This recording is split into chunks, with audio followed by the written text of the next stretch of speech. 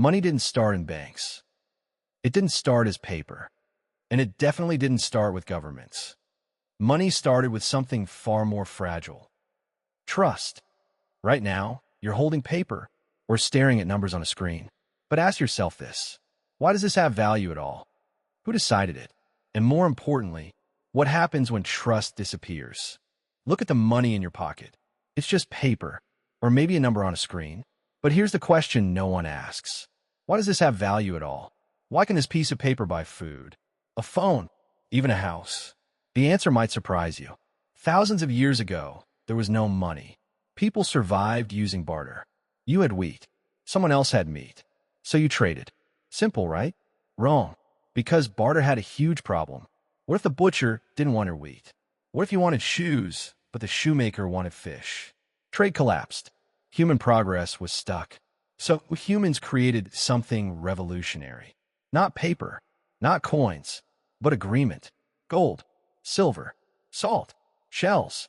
These things had no magic power. They couldn't feed you. They couldn't protect you. But everyone agreed they were valuable. That agreement was trust. Money was born. Here's something shocking. Banks didn't create money. People did. Long before banks existed, money already ruled civilizations.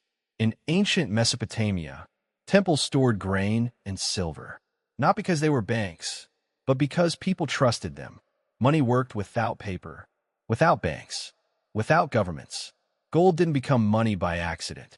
It had 3 superpowers. It was rare. It couldn't be faked easily. It didn't decay.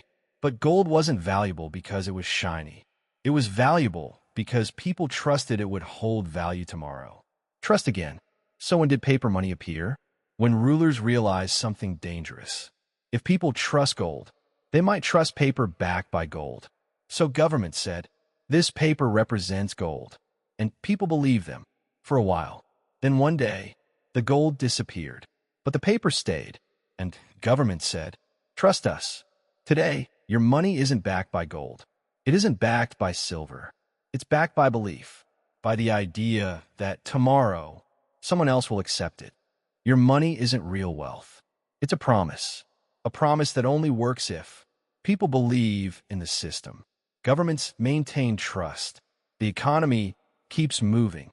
Once trust breaks, money collapses. So remember this. Money was never meant to be paper. It was meant to be trust. And history shows us one thing. When trust dies, money follows. This is just the beginning. In the next videos, we'll expose how money evolved, who controls it, and why the system works until it doesn't.